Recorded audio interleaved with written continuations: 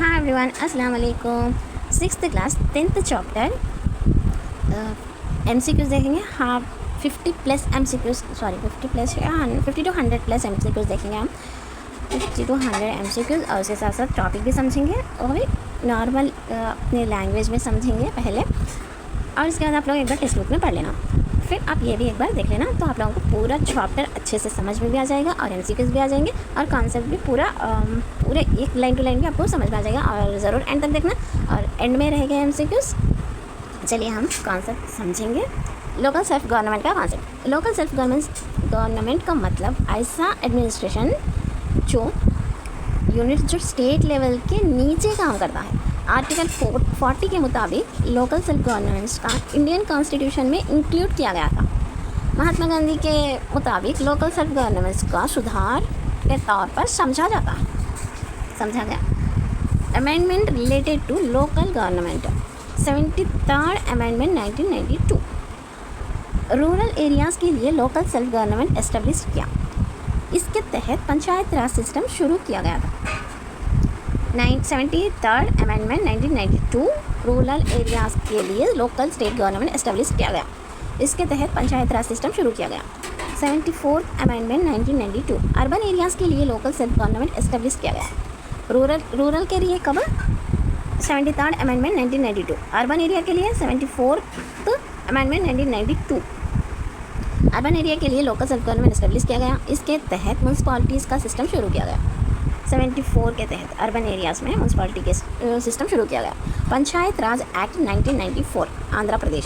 Government of Andhra Pradesh ने Panchayat Raj act 1994 लागू किया। इसके तहत रूरल और अर्बन एरियाज़ में लोकल सेल्फ गवर्नमेंट एस्टेब्लिश हुआ। चौला डायनेस्टी का कॉन्स्टिट्यूशन। चौला डायनेस्टी अपने strong local self government system के लिए फेमस थी। इनके समय में विलेज लेवल काउंसिल का सिस्टम था जो लोगों के मसाइल हल करता था।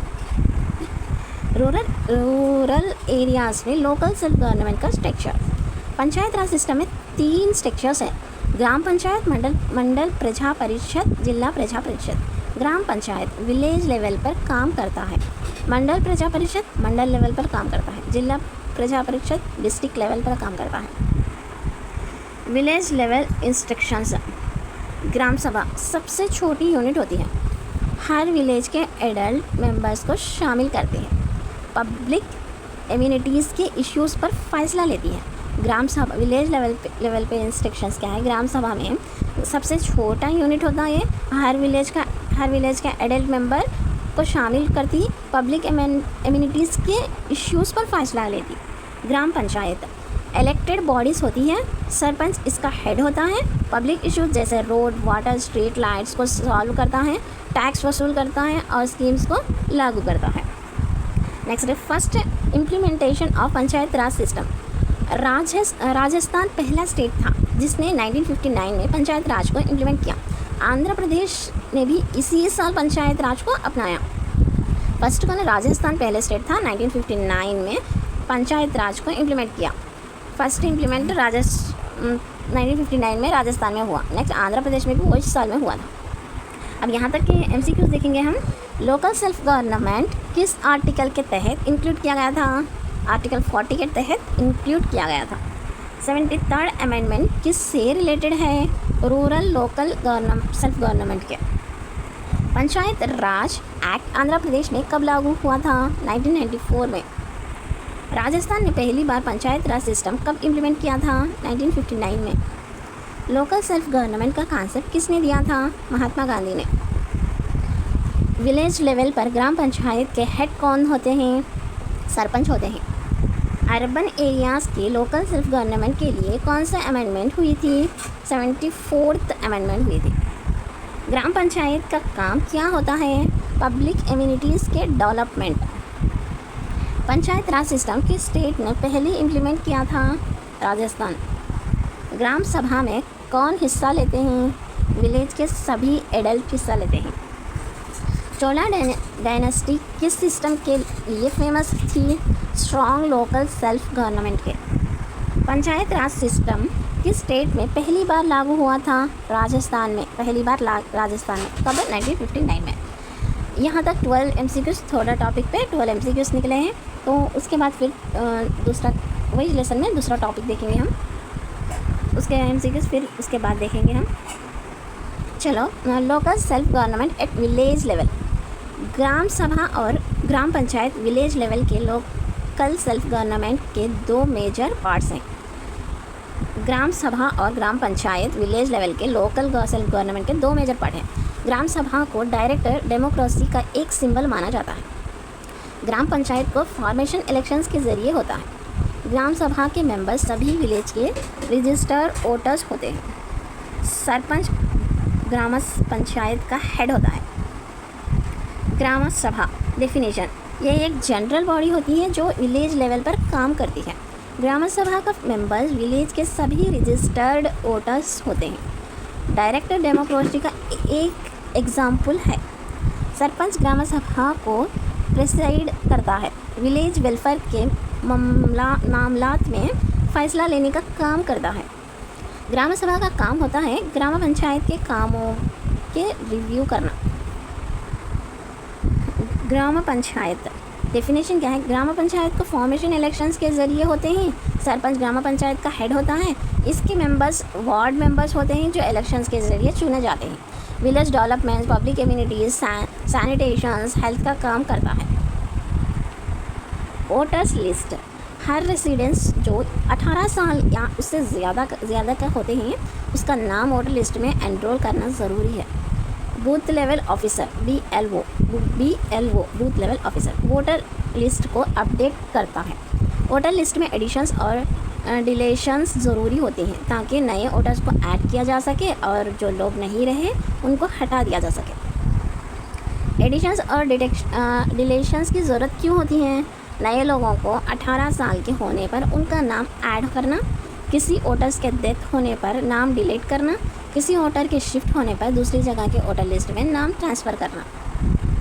वार्ड, हर विलेज को वार्ड्स, स्ट्रीट्स या कॉलोनीज़ में डिवाइड किया जाता है। हर वार्ड का इक्वल नंबर ऑफ वोटर्स होते हैं। हर वार्ड से एक वार्ड मेंबर चुना जाता है जो ग्राम पंचायत का हिस्सा बनता है। मिनिमम 5 वार्ड मेंबर्स और मैक्सिमम 21 वार्ड मेंबर्स होते हैं। 21 साल या उससे ज़्यादा के लोग वार्ड मेंबर्स के इलेक्शंस में खड़े हो सकते हैं।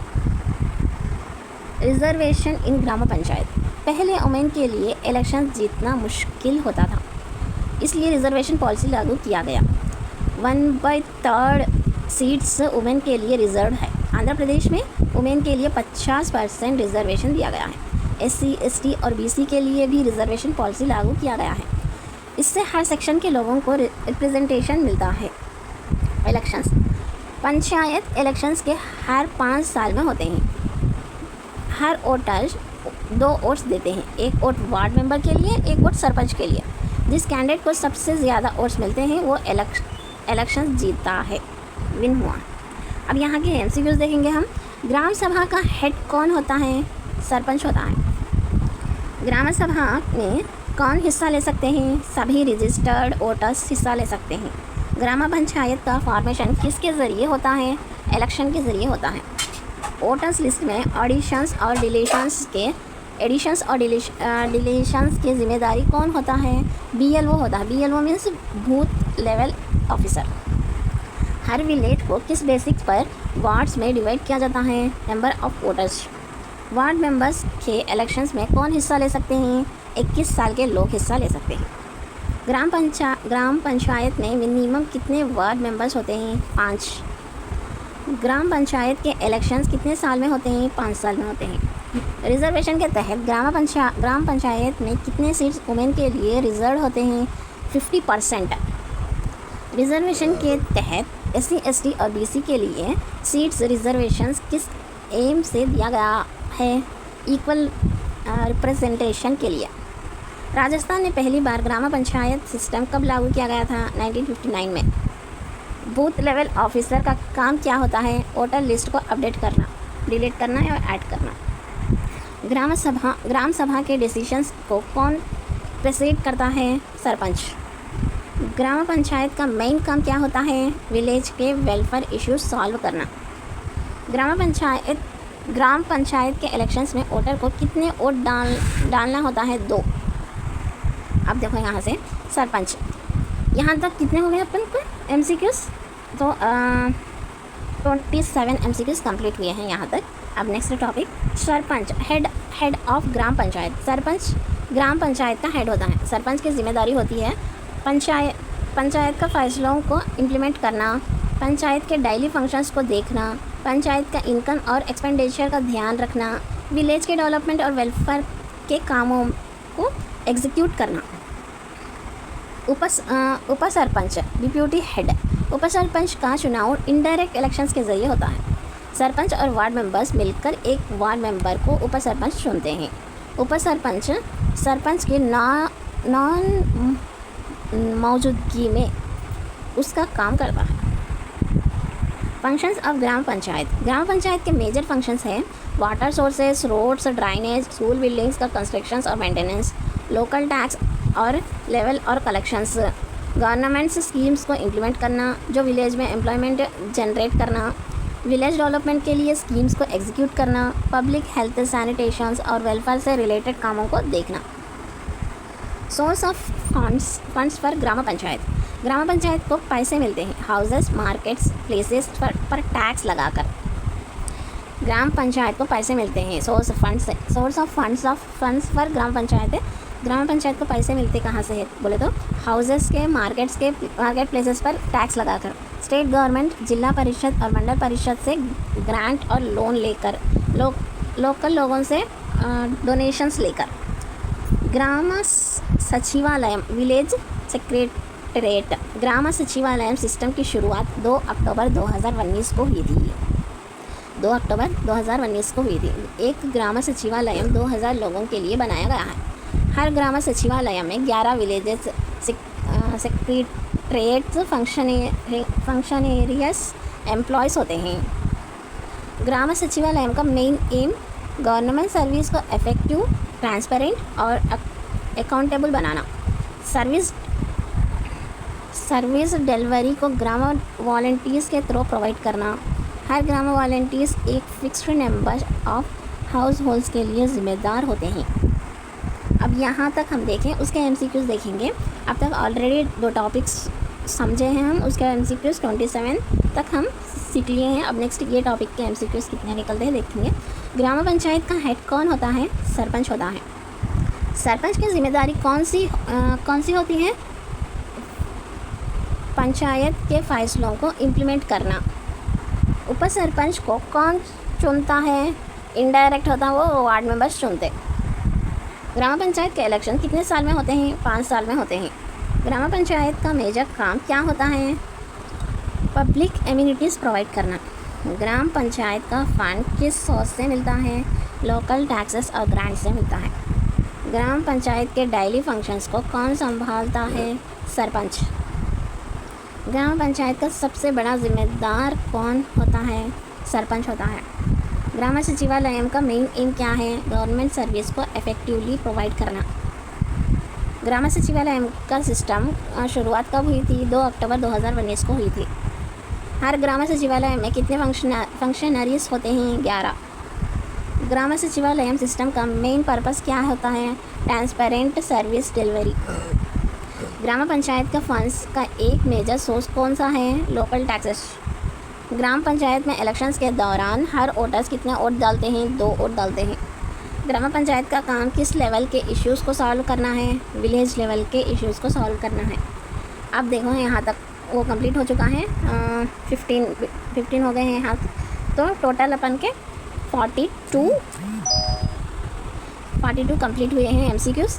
नेक्स्ट, मंडल परिषद और जिला परिषद। मंडल परिषद में 20 से 40 ग्राम पंचायत शामिल होते हैं। मंडल परिषद में कितने होते हैं? 20 से 40 ग्राम पंचायत शामिल होते हैं। जिला परिषद एक डिस्ट्रिक्ट के सारे मंडल परिषद को कंट्रोल करता है। जिला परिषद क्या करता है? एक डिस्ट्रिक्ट के सारे मंडल के परिषदों को कंट्रोल करता है। MPTC मंडल परिषद टेरिटोरियल कंस्टिट्यूंसीज। MPTC के मेंबर्स को डायरेक्ट इलेक्शन के जरिए चुना जाता है। मंडल प्रेसिडेंट्स और वाइस प्रेसिडेंट का चुनाव इनडायरेक्ट इलेक्शन के जरिए MPTCs करते हैं।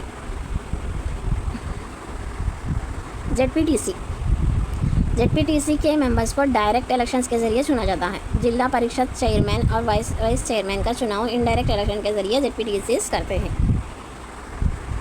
मंडल परिषद और जिला परिषद ग्राम पंचायत के कामों को कोऑर्डिनेट करते हैं, प्लान्स को अप्रूव करते हैं और फंड्स एलोकेट करते हैं। अर्बन लोकल गवर्नमेंट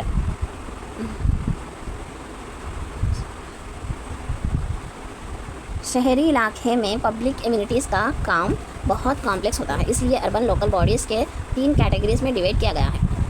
नगर panchayat NAC, notified area council. Nagar panchayat के मेंबर्स का चुनाव डायरेक्ट इलेक्शन के ज़रिए होता है। NAC में 10 इलेक्टेड वार्ड मेंबर्स और 3 नॉमिनेटेड मेंबर्स होते हैं।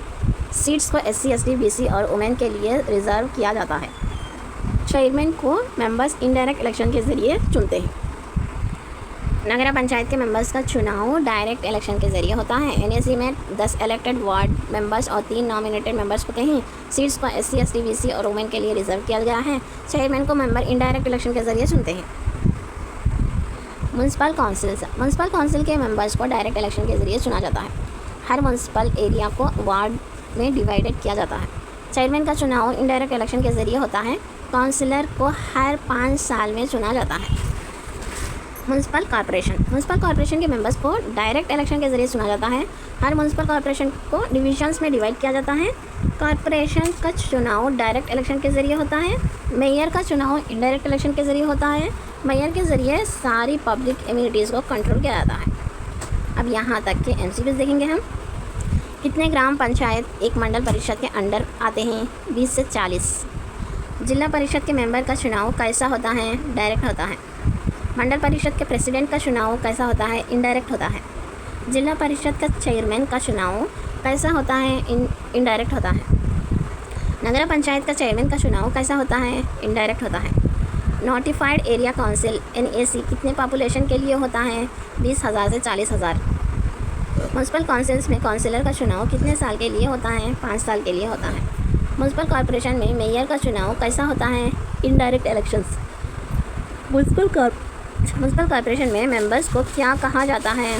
कॉर्पोरेटर्स कहा जाता है। NAC के कितने मेंबर्स नॉमिनेटेड होते हैं? 3 मेंबर्स। म्यूनसिपल काउंसिल्स के काउंसलर्स का चुनाव कैसा होता है? डायरेक्ट इलेक्शंस के ज़रिए। ग्राम पंचायत का हेड को क्या कहा जाता है? सरपंच कहा जाता है।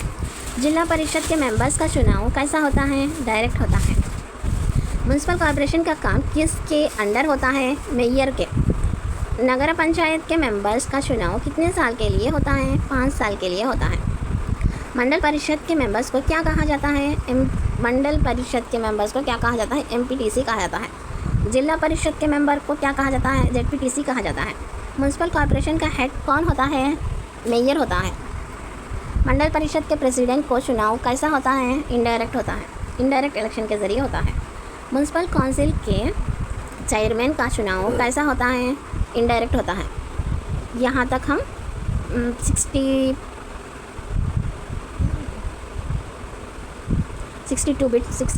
MCQs देखे हैं। अब यहाँ से कंटिन्यू देखेंगे हम।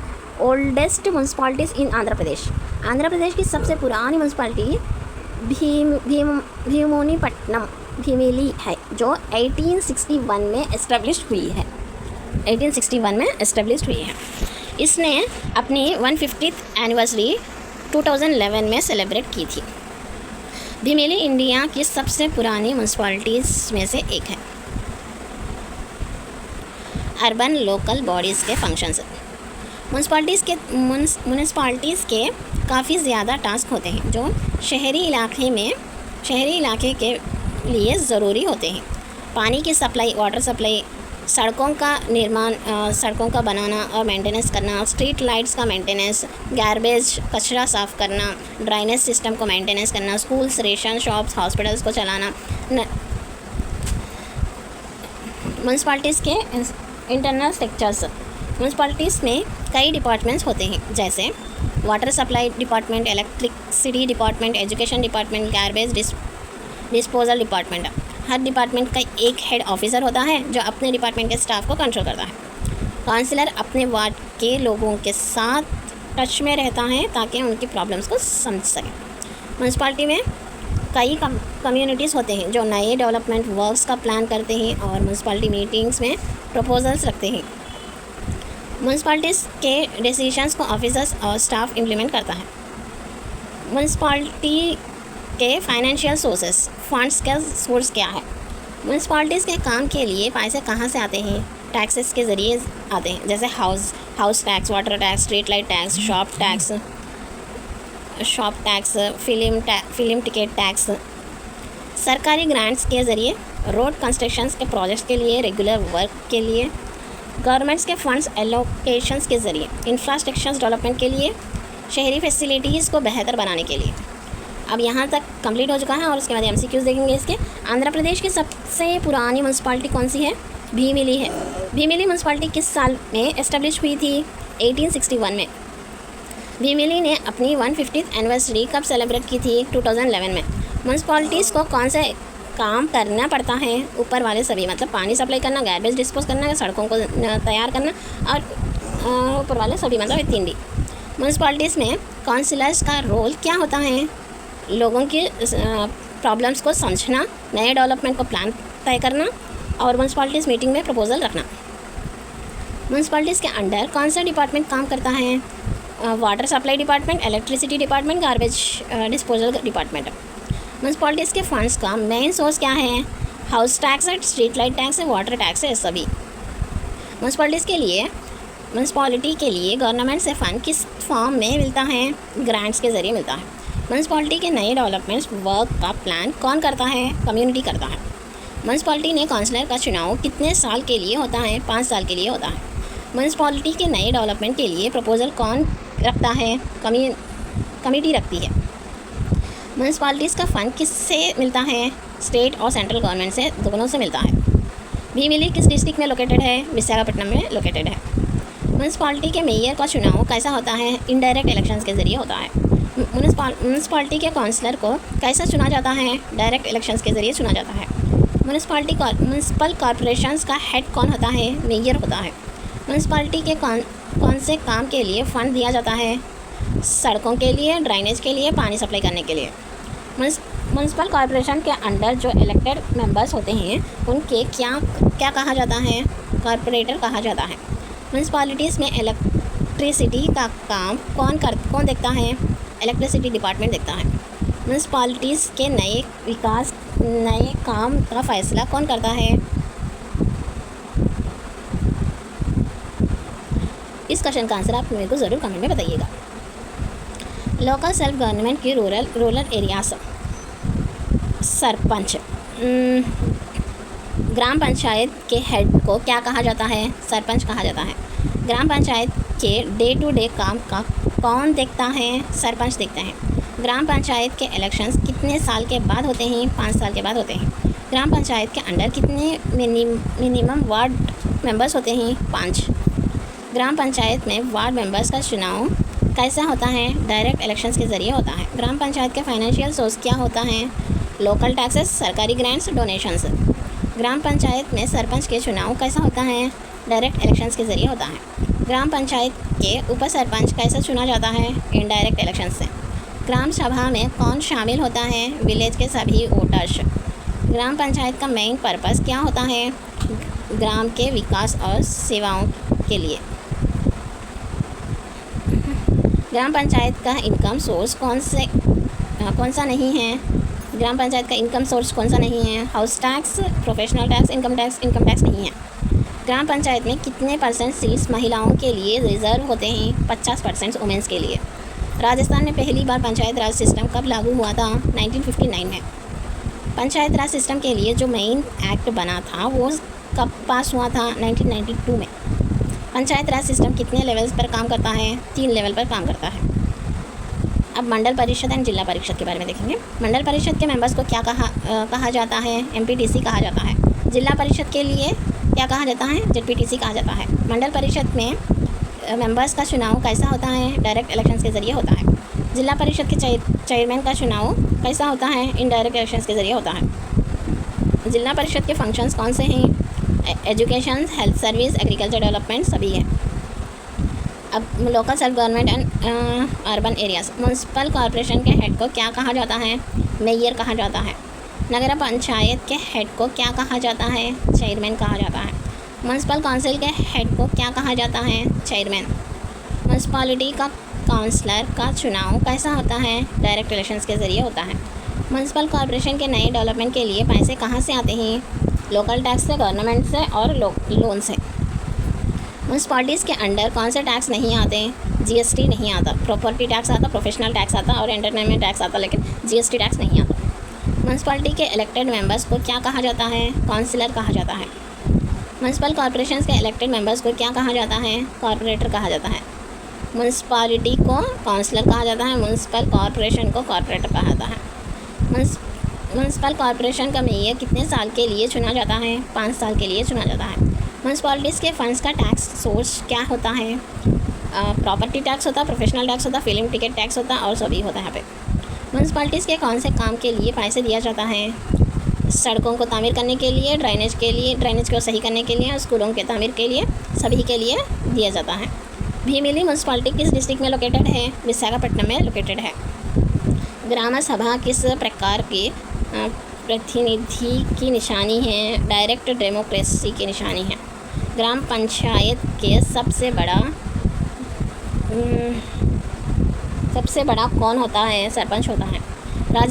राजस्थान ने पंचायत राज सिस्टम को पहली बार किस में अपनाया था? कौन से ईयर में अपनाया था? 1959 में। आंध्र प्रदेश में पंचायत राज सिस्टम को 1959 में अपनाए थे। ग्राम पंचायत में वार्ड कैसा होता है? डायरेक्ट इलेक्शंस के ज़रिए। ग्राम पंचायत के वार्ड मेंबर्स को कितने साल चुना जाता है? 5 साल। ग्राम पंचायत के फंड्स कैसा आते हैं? लोकल टैक्स से, स्टेट गवर्नमेंट से, डोनेशन से। ग्राम सभा में कौन शामिल होते हैं? वार्ड मेंबर्स, सरपंच और 18+ उम्र के बच्चे, सब एडल्ट, सब जन, सिर्फ एमएलए। आंसर सी है आंसर, सभी 18+ उम्र के एडल्ट।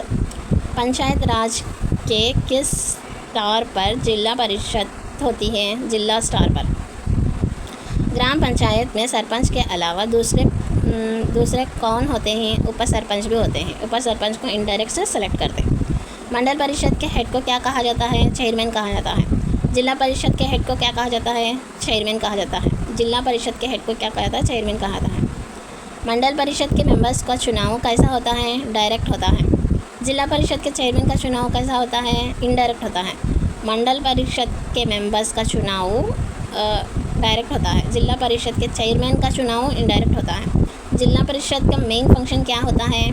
स्कूल बनाना, हॉस्पिटल बनाना, ग्राम पंचायत का काम को मॉनिटर करना। मंडल परिषद में कितने मेंबर्स होते हैं? 20 से 40 मेंबर्स होते हैं। जिला परिषद के मेंबर्स को क्या कहा जाता है? ZPTC कहा जाता है। नगर पंचायत का हेड कौन होता है? चेयरमैन होता है। नगर पंचायत का फॉर्मेशन किसके ज़रिए होता है? स्टेट गवर्नमेंट के ज़रिए होता है। नगर पंचायत का फंड्स का मेन सोर्स क्या है? लोकल टैक्स, सरकारी ग्रांट, डोनेशंस।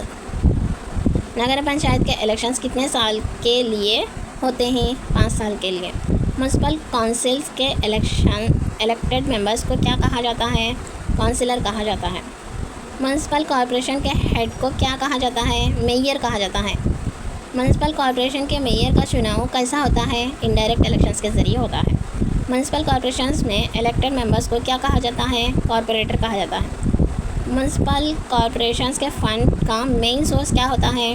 लोकल टैक्स होता है, सरकारी ग्रांट होता है, डोनेशंस होता है। नगर पालिका किस एरिया के लिए होते हैं? नगर के लिए होता है। गांव के लिए, नगर के लिए, जिला के लिए, तहसील के लिए, मतलब नगर के लिए होता है। भीमिली नगर पालिका किस राज्य में?